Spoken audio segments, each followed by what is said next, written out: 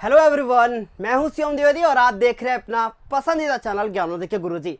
बच्चों, class 12th की physics का ये चैप्टर नंबर 2 जिसका नाम है स्थिर वैद्युत विभव तथा धारिता, इसका आज हम लोग ये लेक्चर नंबर 12 करने वाले हैं। और इस लेक्चर नंबर 12 में आज हम लोग देखेंगे कि भाई वान डे ग्राफ जनित्र क्या होता है। तो इसमें से बहुत सारे मतभेद होते हैं बच्चों के अंदर कि वान डे ग्राफ कौन थे, क्या किया इन्होंने, कौन सा ये उपकरण भाई बना दिया। ये बहुत सारी चीजें आज के इस वीडियो में हम डिस्कस करने वाले हैं। साथ ही साथ मैं आपको बताऊंगा कि ये पेपर में क्वेश्चन कितने नंबर का आता है और कैसे आता है, कौन सा पॉइंट है जो अक्सर बहुविकल्पी प्रश्नों में पूछ लिया जाता है, सब कुछ बताऊंगा। तो चलिए फिर इस वीडियो को शुरू करते हैं। लेकिन आपको मैं बता दूं, अगर आपने अभी तक, आपको क्या लगा कि मैं वीडियो को लाइक करने को बोलूंगा?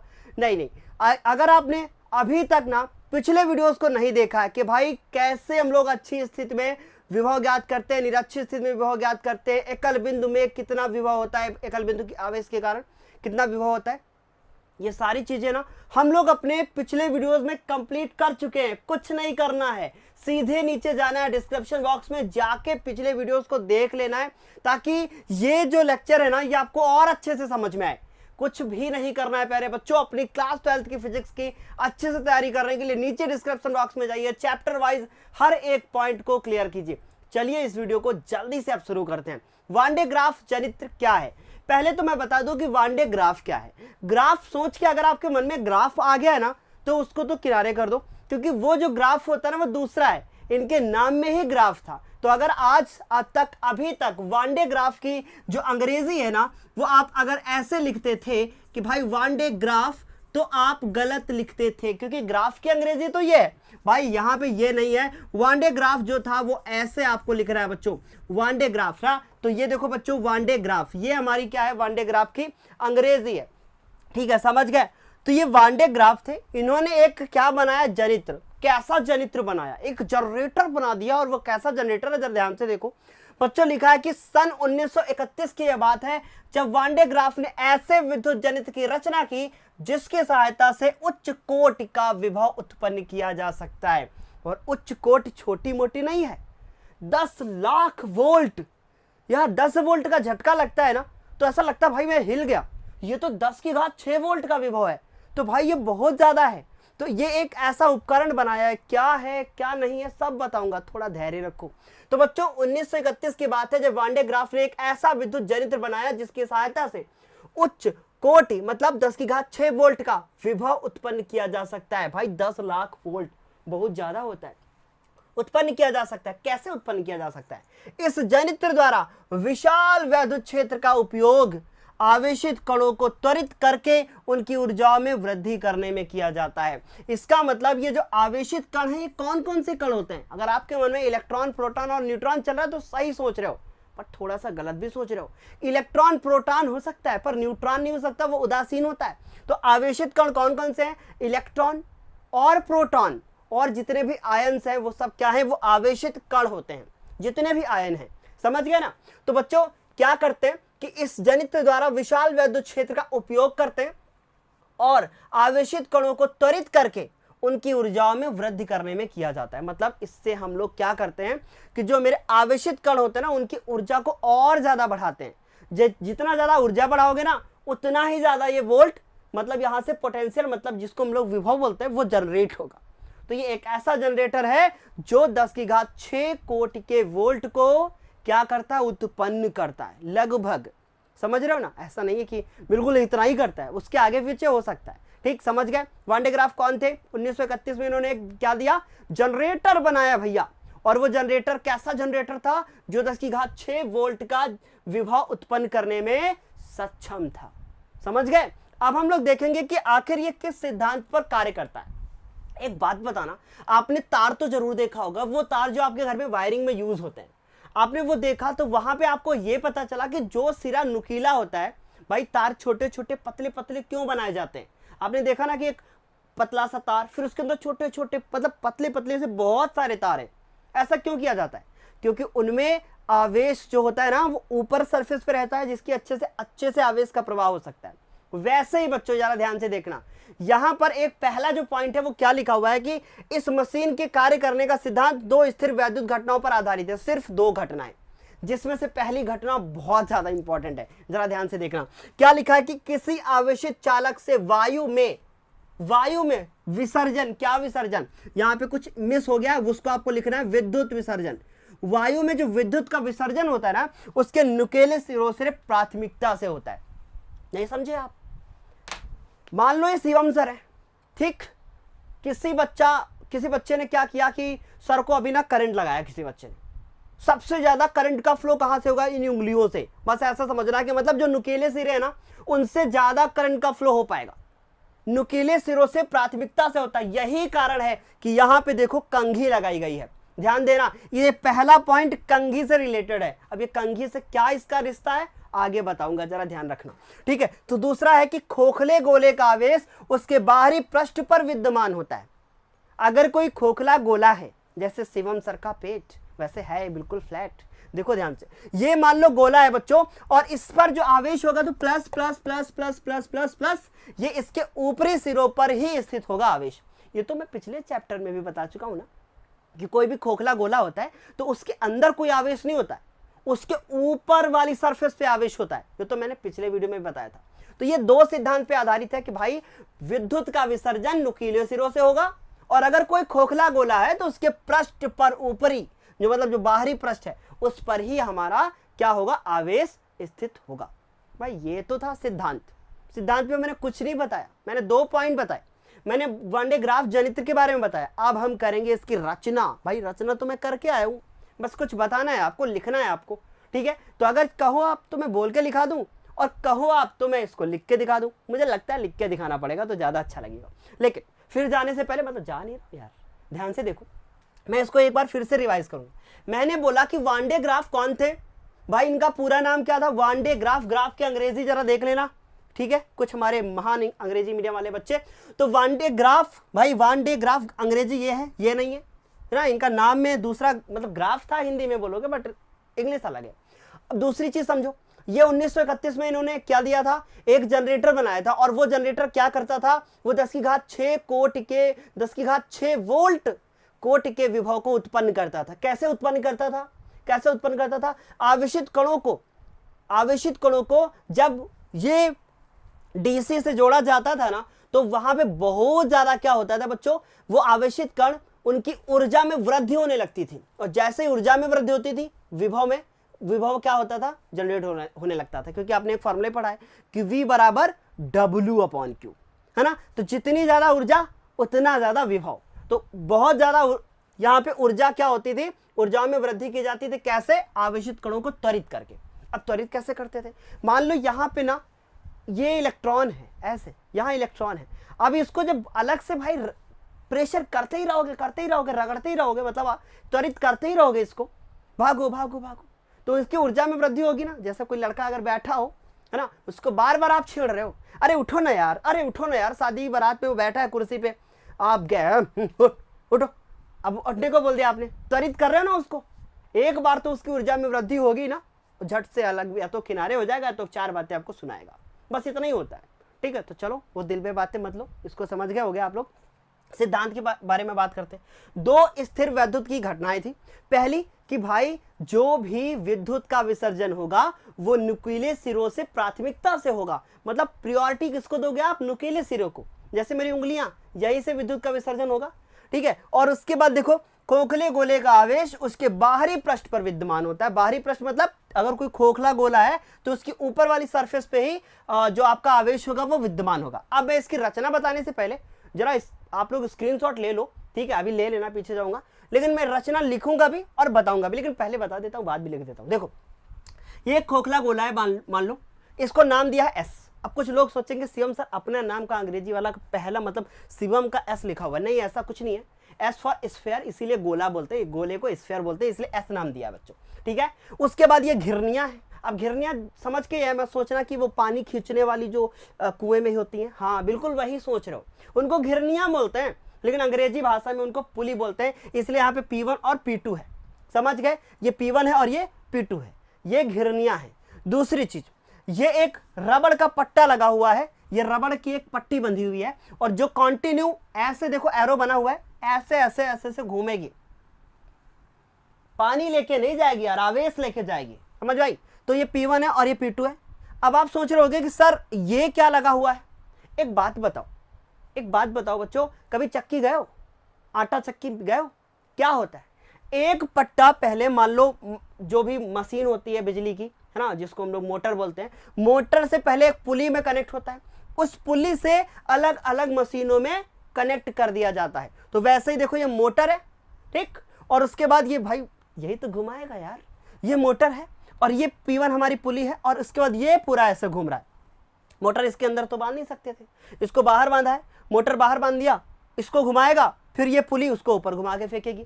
अब आप सोच रहे होगे सर ये पुली तो ऐसे घूमेगी, ये पुली ऐसे घूमेगी। अरे मेरे लाल, यहाँ एक नहीं, यहाँ दो दो पुली लगी है, केवल एडजस्टमेंट आपको दिखाया गया है। मतलब वो घूमेगा तभी ये घूमेगा, ये ऐसे घूमेगा और ये ऐसे घूमेगा, समझ में आई बात। अब होगा क्या, यहाँ पे एक डीसी जो है स्रोत लगाया गया है, ठीक, एक स्रोत लगाया गया है। इस डीसी स्रोत से, डीसी स्रोत है तो ये आवेश, यह भाई डीसी स्रोत है, उसका एक हिस्सा इसका पृथ्वी से जुड़ा हुआ है। अब ये जो यहां से जो विद्युत निकलेगा, विद्युत का विसर्जन होगा, ये कंघी लगी हुई है डियर, ये कंघी है, लिख लेना, कंघी है। इसके कंघी के सिरों से क्या निकलेगा, आवेश, है ना, और वो धनावेशित होंगे ना, वो जब ये पट्टा घूमेगा तो ये ऊपर जाएंगे ऊपर जाएंगे ऊपर जाएंगे, और ये अंदर खोखले भाग में इकट्ठे होते चले जाएंगे।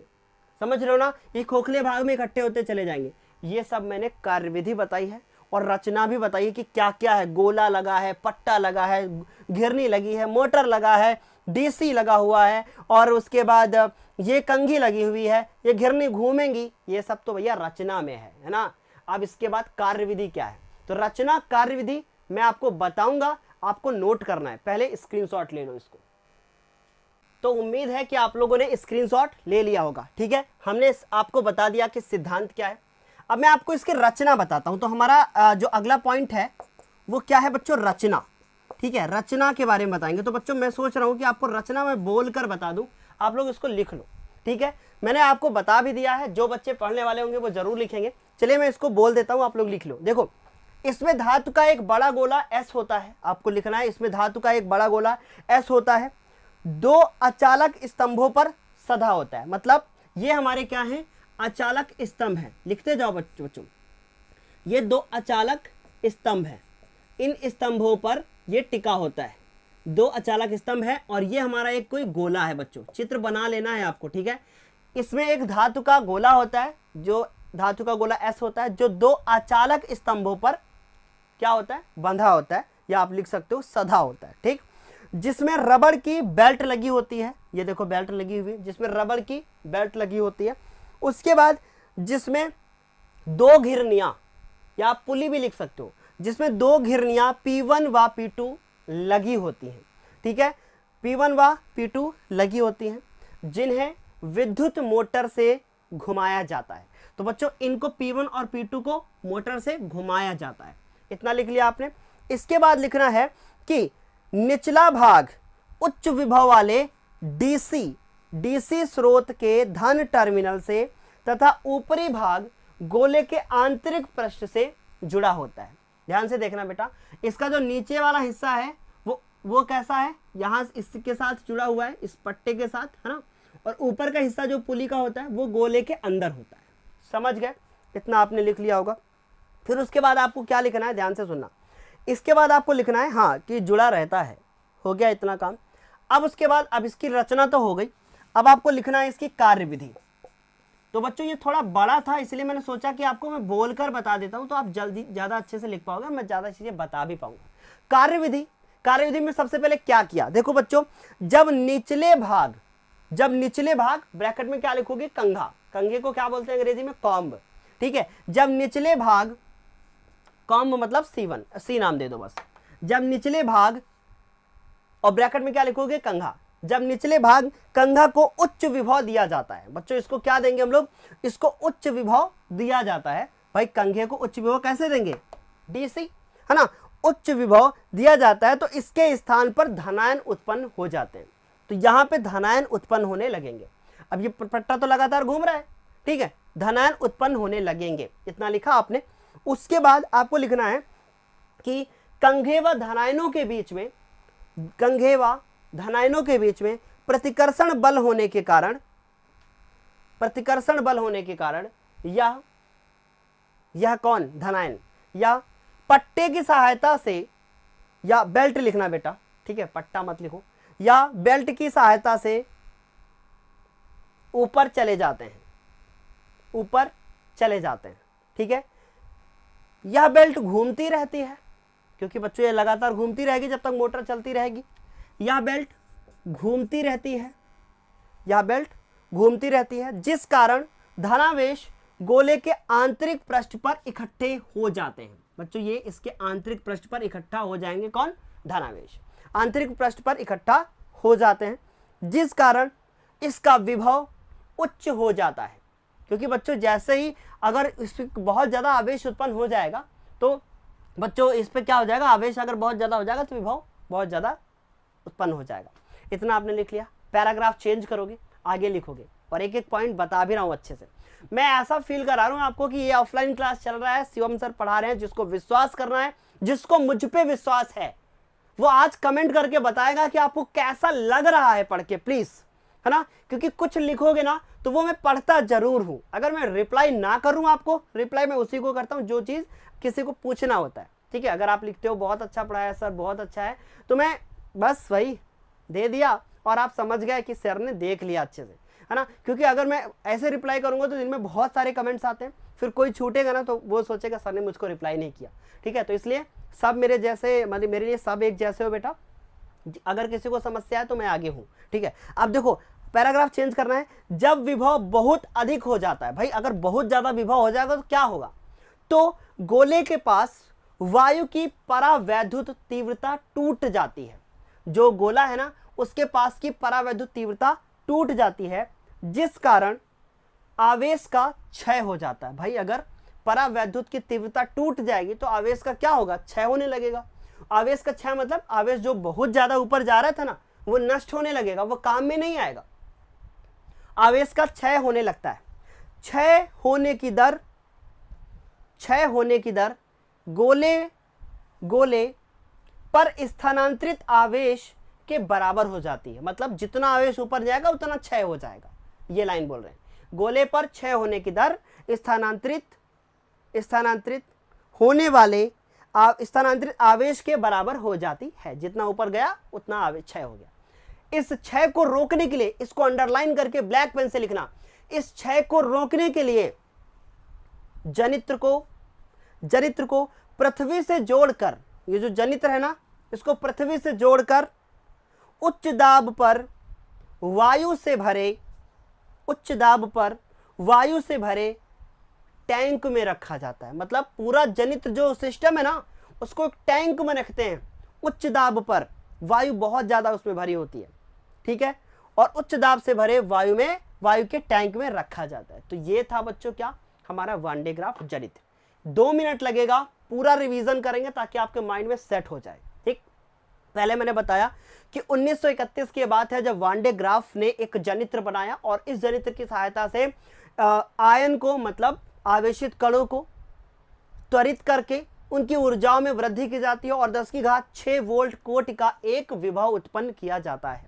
फिर मैंने इनका सिद्धांत बताया कि ये 2 स्थिर वैद्युत घटनाओं पर आधारित है, जिसमें से पहला यह है कि अगर विद्युत का विसर्जन कहां से होगा, नुकीले सिरों से प्राथमिकता से होगा, ये पहला था। दूसरा क्या था, दूसरा इन्होंने ये बताया कि खोखले गोले का आवेश उसके बाहरी पृष्ठ पर विद्यमान होता है, ये बताया। फिर रचना मैंने बताया, रचना में क्या हुआ कि एक खोखला गोला है जिसका नाम है एस, ठीक है, जो 2 अचालक स्तंभों से जुड़ा हुआ है। इसमें 2 घिरनियां P1 व P2 है, ठीक है। इन जिस घिरनी, एक घिरनी मोटर से जुड़ी हुई है, दूसरी घिरनी गोले के अंदर है। अब क्या करते हैं, ये हमने बोला रचना में। कार्यविधि में क्या किया कि जब विभव, ये डीसी से हम लोग क्या करते हैं, विभव देते हैं, तो ये जितना भी आवेश होता है ना, विभव के कारण आवेश होगा, वो सब इस कंघे के नुकीले सिरों पे आता है और निकलने लगता है बाहर। पट्टा घूम रहा है, मतलब बेल्ट घूम रही है, ये ऊपर जाता है, यहाँ इकट्ठा होने लगता है और उसके बाद ये, मतलब इस पे बहुत ज़्यादा विभव उत्पन्न हो जाता है। अब इस विभव में ये जो विभव उत्पन्न हो जाता है ये इतना ज़्यादा होने लगता है, क्योंकि जब ये विभव बहुत अधिक होने लगता है तो आवेश का क्षय होने लगता है। जब आवेश का क्षय होने लगता है तो उतना ही आवेश क्षय होता है जितना नीचे से ऊपर जाता है, सारा आवेश क्षय हो जाता है। इस क्षय को रोकने के लिए बच्चों इस पूरे जनित्र को वायु से भरे एक टैंक में रखते हैं और वो वायु उच्च दाब पर भरी जाती है। तो ये था पूरा निचोड़ कि भाई ये है वान डे ग्राफ जनित्र। काफी अच्छा लग रहा है, ये सेकंड चैप्टर कंप्लीट हो गया है। सच में बताओ काफी अच्छा लग रहा है, टाइम लगा मुझे इस चैप्टर को कंप्लीट करने में। अब एक जवाब देना चाहूंगा आपको। जवाब यह है कि बहुत सारे बच्चे ऐसा कह रहे थे कि अदर यूट्यूब चैनल पर मुझे बहुत ज़्यादा वीडियोस मिलते हैं, यहाँ पे तो बहुत कम वीडियो में आप कंप्लीट कर देते हैं चैप्टर को।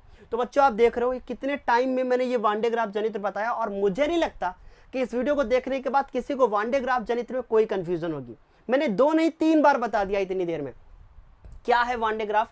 बहुत ज़्यादा डीप में नहीं जाना है, जितना बताया है ना बस उतना ही माइंड में रखना है, बहुत ज़्यादा डीप में नहीं जाना है बच्चों, ठीक है। समझ में आई बात? चित्र बना दिया आपने, इसको समझ लिया, समझ लो सब कुछ समझ लिया, ठीक। दूसरी चीज़, मैंने ये चैप्टर कंप्लीट कर दिया है। इसके बाद अब इसके मैं कुछ न्यूमेरिकल करा दूंगा, देखूंगा एक वीडियो में सफिशिएंट होगा तो सो गुड, नहीं होता है तो एक वीडियो और, मतलब 2 वीडियो में इसके न्यूमेरिकल पूरे मैं करवा दूंगा। मैं 2 नहीं बोल रहा हूँ, एक ही में अगर हो जाएगा तो एक ही में करवा देंगे, नहीं तो 2 में करवा देंगे। एक रिक्वेस्ट है आपसे, रिक्वेस्ट ये है कि प्लीज़ प्लीज़ प्लीज़ आप लोग जितना हो सके ना थोड़ा सा सपोर्ट करो आप लोग, क्योंकि मैं देख रहा हूँ कि बहुत कम अभी आप लोग वीडियोस को देख रहे हो, है ना। बहुत सारे ऐसे बच्चे हैं जो, क्योंकि डेटा तो मेरे पास है ना कि वीडियो कौन आता है, कौन क्लिक करता है, कितनी देर के लिए देखता है, मैं देख रहा हूँ। ये मैं बहुत दिनों बाद आप लोगों से बोल रहा हूँ कि प्लीज़ सपोर्ट करो। रीज़न क्या है कि अभी आप लोग देख रहे हो 12th क्लास की फिजिक्स मैं कंटिन्यू आप लोगों के लिए लगा हूँ, जब से आया हूँ कंटिन्यू लगा हूँ, बीच में 1-2 दिन का गैप हुआ क्योंकि मैं अपने घर पे था नहीं, आउट ऑफ स्टेशन था। रिक्वेस्ट है कि प्लीज़ और प्लीज़ थोड़ा सपोर्ट करो, और ताकि मैं चीज़ों को बहुत अच्छे से और अच्छे से एक्सपोज कर पाऊँ। आप लोग अगर अच्छे से सपोर्ट करते रहोगे, मैं कहीं से पैसा लाऊं, कुछ भी करूं, क्योंकि यूट्यूब इतना नहीं देता कि मैं एक डिजिटल बोर्ड लेके आऊं, ठीक है। बट मैं कहीं से कुछ भी करूं, कैसे भी एडजस्टमेंट करूं, जहां मैं अदर कहीं जॉब करता हूं वो पैसा मैं आप लोगों के लिए लगाऊं। आप लोग देख रहे हो ये वीडियो की क्वालिटी इतनी इंप्रूव हुई है, आपको क्या लगता है कि ये सारा पैसा यूट्यूब से आया? नहीं, ये मैं अदर जो मेरे सोर्सेज है मैं वहाँ से पैसा ला के ये सब चीज़ें मैं मैनेज कर रहा हूँ। मेरा कैमरा मैनेज हो गया, मेरा माइक्रोफोन मैनेज हो गया। आप लोग देखते होंगे कि बगल में फ़ैन चल रहा है लेकिन आवाज़ बहुत कम आ रही है, ठीक है। अभी ठंड आएगा तो और चीज़ें अच्छे से क्लियर होंगी। फिर आज वीडियो में फिर कुछ बोलना चाहता हूँ कि हो सके तो थोड़ा सा सपोर्ट करना आप लोग, ताकि मैं आगे चल के आगे और अच्छी चीज़ें लाऊं। अगर बहुत अच्छे से चलता रहा मैं बहुत जल्दी स्मार्ट बोर्ड, डिजिटल बोर्ड सब ले लूँगा, मैं पहली बार बोल रहा हूँ, ठीक है। तो इसलिए, और सपोर्ट अच्छा रहा, मैं आगे बढ़ा तो फिर मेरा, क्योंकि लाइफ का यही काम है कि मुझे यूट्यूब पे ही रहना, छोड़ के नहीं जाऊँगा। ये तो बात आप लोग खुद ही जान लो। बीच में गैप हुआ पर अभी ऐसा नहीं होगा, क्योंकि शिवम सर अपने घर पे वापस आ चुके हैं। मैं बार बार बोल रहा हूँ कि वापस आ चुका हूँ और क्लास 12th की फिजिक्स पूरी कंप्लीट कराऊंगा। मेरे मन में अभी भी मैथ्स को लेके कुछ चीज़ें चल रही हैं बच्चों, मैथ्स को लेके। लेकिन फिर मैं बोल रहा हूँ कि मैं केमिस्ट्री तो नहीं कह सकता, क्योंकि केमिस्ट्री तो नहीं पढ़ाऊंगा। ये बात आप लिख के रख लो, मैंने इसके पहले भी बोला है। बट मेरे मन में मैथ्स के लिए कुछ चल रहा है, और अगर सब कुछ ठीक रहा है तो मैं फिर बोल रहा हूँ 1 जून से मैं मैथ्स की आप लोगों की क्लास दूंगा, ठीक है। तो 1 जून तक आप इंतजार करो। अगर 1 जून तक मैं मैथ्स की क्लास स्टार्ट कर दूंगा, इसका मतलब है कि मैं मैथ्स पूरी पढ़ाऊंगा। अगर मैथ्स को 1 जून तक मैंने स्टार्ट नहीं किया तो फिर आप कहना, तो मैं कह सकता हूँ कि हाँ फिर मैं मैथ्स नहीं पढ़ाऊंगा, ठीक है। तो 1 जून तक सिर्फ आपको इंतजार करना है। अगर 1 जून तक पढ़ाया मैथ्स सो गुड, ठीक है। मैं बस 3-4 दिन और है, और अच्छा होगा कि आप लोग अगर मैथ्स का भी क्लास चैनल पे आता है तो। कुछ चीज़ें आज बहुत कुछ बोला है। एक चीज़ और बोलना चाहता हूँ कि हर परिवार में एक ऐसा इंसान होता है, हर परिवार में एक ऐसा बच्चा होता है जो गरीबी को छोड़कर अमीरी की तरफ जाता है। और मैं कहता हूँ कि आप वो बनना है, आपको बस वो आपको बनना है कि आपके पापा ने क्या किया, आपके बाबा ने क्या किया, आपके पापा के बाबा, मतलब पापा के जो पापा थे, फिर उनके जो पापा थे, समझ रहे हो मेरी बात को, ठीक है, जो फादर के फादर के फादर के फादर, तो उन्होंने जो कुछ किया सो गुड, आपके लिए बहुत अच्छा किया। लेकिन आप अभी जिस पोजीशन पे हो, इस पोजीशन से उठ के आपको आगे जाना है, ठीक है। आप अमीर बनो या ना बनो, लेकिन आपके आने वाली पीढ़ी है ना, वो कह सके फक्र से कि हाँ मेरे बाबा थे, मेरे दादा थे, मेरे पिताजी ने मुझे इतना पढ़ाया है, मेरे पिताजी ने इतना अच्छा किया मेरे लिए कि मैं आज इस पोजीशन पे हूँ।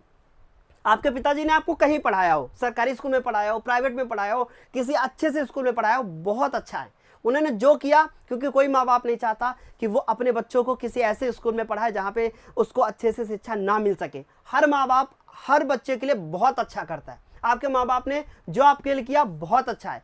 आपके अंदर वो काबिलियत है जो आप कर सकते हो, और आपके अंदर जितनी काबिलियत है वो काबिलियत आपको बाहर लेके आना है। आलस त्यागो बच्चों और आगे बढ़ जाओ, ठीक है। मैं आज बहुत अच्छे से आप लोगों की ये चीजें क्लियर करके बोल रहा हूं कि प्लीज आलस को निकाल दो और आगे बढ़ जाओ, ठीक है। दिन में जितनी हो सके उतनी मेहनत करो। मैं फिर बोल रहा हूं कि आप बोलोगे सर आधे घंटे के वीडियो में फिजिक्स में मैं कितनी चीजें क्लियर कर लूंगा एक दिन में। बेटा एक बात याद रखना, आपको पीछे का कितना आपने कवर किया है अभी, है ना। मैंने तो वादा किया आप लोगों से कि मैं क्लास 12 के फिजिक्स को कंप्लीट करूंगा, सो करूंगा, डोंट वरी, मैं करूंगा, ठीक है। और जो मेरा फैन क्लब चैनल चलाते हैं उनसे रिक्वेस्ट है कि ये वाला लाइन काट के ना वीडियो अलग से बना के डाल दीजिएगा कि फिजिक्स कंप्लीट करूंगा, सो करूंगा, ठीक है। ये चीज़ अलग से बताना ताकि अदर बच्चे भी देख सकें, क्योंकि यहाँ पे बहुत सारे बच्चे इस वीडियो को यहाँ तक देखते हुए नहीं आए होंगे। मैं ये चीज़ें जानता हूँ क्योंकि मैं ये चीज़ें लास्ट में बोल रहा हूँ। तो प्लीज़ पढ़ाई करो, आगे बढ़ो। आगे बढ़ना है तो मेहनत करना है, मतलब मेहनत करके ही आगे बढ़ोगे, ठीक है। तो सपोर्ट थोड़ा सा चाहिए। और दूसरी चीज़ है भाई, हर इंसान अपनी फैमिली में एक मतलब अलग ही पोजीशन पे होता है। तो आपको ऐसा बनना है कि वो पोजीशन जो आप अभी आपकी है ना, जो इमेज आपकी है ना, उसको बना के आप आगे लेके जाओगे। आप लोगों को मैं बताऊं कि मेरे कुछ ऐसे रिलेटिव्स हैं जो जब मुझे कहीं मिलते थे पहले, तो शायद उनके माइंड में मेरी कोई अलग इमेज होती होगी, लेकिन अभी जब से मैं YouTube पे आया हूँ और मैं एक और भी कंपनी के साथ अटैच हूँ, मैं अभी यहाँ पे नाम नहीं लूँगा, तो जब भी वो मुझे देखते हैं कि हाँ मैं वो टी शर्ट पहने हूँ, हाँ मैं ये कर रहा हूँ, तो वो बोलते हैं अपने बेटे को कि देखो देखो ये कहाँ पहुँचे हैं अभी, है ना, ये कहाँ थे कहाँ पहुँचे हैं, है ना। और मैं इससे पहले क्या था, मेरे पुराने वीडियोस को उठा के देखो और अभी के वीडियोस को उठा के देखो, आप लोग खुद ही क्वालिटी चेक करोगे, बोलने का तरीके चेक करोगे, मतलब ये सब एक्सपीरियंस से आ रहा है। तो ये मैं इसलिए नहीं बोल रहा हूँ कि मैं अपनी बड़ाई खुद कर रहा हूँ, ये इसलिए बोल रहा हूँ कि अगर मैं बताऊंगा नहीं तो आप जानोगे कैसे ना, है ना। तो हर इंसान के अंदर वो काबिलियत है जो वो कर सकता है, जो वो कर सकता है वो सब कुछ कर सकता है। कुछ ऐसा नहीं सा है जो आप कर ना सको, जो आप ना कर सको ऐसा कुछ नहीं है। कब कर लोगे पता है? जब आलस त्यागोगे। जिस दिन आपने आलस त्यागा उस दिन आप वो बनोगे ना जो कभी आपने सोचा भी नहीं होगा, जो कभी आपने सोचा भी नहीं होगा वो बनोगे आप। कुछ नहीं करना है, आलस को त्याग देना है बस। आलस त्यागो, आगे बढ़ो, मेहनत करो बच्चों। और मैं बस बार बार ये बोल रहा हूं कि मेहनत करो। क्लास 12 क्या है? क्लास 10th की आपको मार्कशीट मिल गई, कोविड टाइम की, आपने मेहनत कुछ बच्चों ने की कुछ बच्चों ने नहीं की, हटाओ उसको, किनारे करो। 12th पे फोकस करो। 12th पे केवल इस बात पे फोकस नहीं होना चाहिए कि आपको 12th को टॉप करना है, ये फोकस होना चाहिए कि 12th के रिजल्ट के बाद आप कॉन्फिडेंस के साथ कह सको कि हाँ अब मैं जाने वाला हूं सिविल सर्विसेज में, अब मैं जाने वाला हूं सिविल सर्विसेज में। मैंने 12th में इन सब्जेक्ट्स में इतनी मेहनत की है और ये मेरी मार्कशीट इस बात का सबूत है। अब मैं जाऊंगा सिविल सर्विसेज में। और जो बच्चे ये कहते हैं कि भाई ये फिजिक्स केमिस्ट्री लेके मैं सिविल सर्विस में नहीं जा सकता, क्यों नहीं जा सकते हो बच्चों? क्यों नहीं जा सकते हो? जा सकते हो बच्चों, जा सकते हो। सिविल सर्विसेज में जाना है तो ये चीजें क्या है भाई, ये चीजें जो पढ़ोगे ना आप, इसको ये आपके साइंस को आपकी लाइफ के साथ जोड़कर आपको आगे बढ़ाएंगी, समझ रहे हो ना। तो हर चीज इंपॉर्टेंट है, थोड़ा अदर जो एक्स्ट्रा नॉलेज है वो लेना शुरू कीजिए, ठीक है। और फिजिक्स केमिस्ट्री मैथ बायोलॉजी जो भी आपका सब्जेक्ट है, हर सब्जेक्ट को एक टारगेट की तरह लेके आगे बढ़िए, ठीक है। मैंने क्लास 12th की फिजिक्स को पूरा करने का वादा लिया है, फिर कह रहा हूं करूंगा, मैं पूरा करूंगा, ठीक है। समझ में आई बात? अब आप सोच रहे होगे सर जी आज इतने जोश में बोल क्यों रहे हैं? बताऊं, मेरे घर में आज कोई है नहीं, जितना मन हो रहा है ना उतना मैं तेजी से बोल रहा हूं, इसलिए सब घूम रहे हैं, ठीक है, सब घूमने गए हैं, मैं अकेला हूं घर पे अभी। और मैं भी अभी था कहीं बाहर ही, जहां सब है वही था, बट मुझे वीडियो रिकॉर्ड करके आप लोगों को देना था। मैं वापस आया, मैंने कहा नहीं, जब मैं ना हूं यहां पर तो अलग बात है, बट जब मैं कर सकता हूं तो मैं करूंगा। मैंने बीच में 4 दिन वीडियो नहीं दिया, रीजन क्या था, मैं यहां यूपी में था ही नहीं, मैं दिल्ली में था, एक इवेंट था, मैं वहां गया था, ठीक। वापस आया, काम किया, कल फीवर था, कल भी वीडियो दिया, आज बाहर था, आज भी आया हूं, आज भी वीडियो दे रहा हूं। मुझे गैप नहीं करना। गैप तभी होगा बच्चों जिस दिन मैं बहुत ज़्यादा मजबूर होगा, ठीक है, उसी दिन गैप होगा, नहीं तो गैप नहीं होगा। लगातार वीडियो देने की मेरी पूरी कोशिश है, ठीक है। चलो आज की वीडियो के लिए फिर इतना ही। मेहनत करो बच्चों, और please please please support me, ठीक है। सपोर्ट मी नहीं, सपोर्ट करना है पूरे इस यूट्यूब चैनल को, ठीक है। चलो bye bye, take care, thank you so much.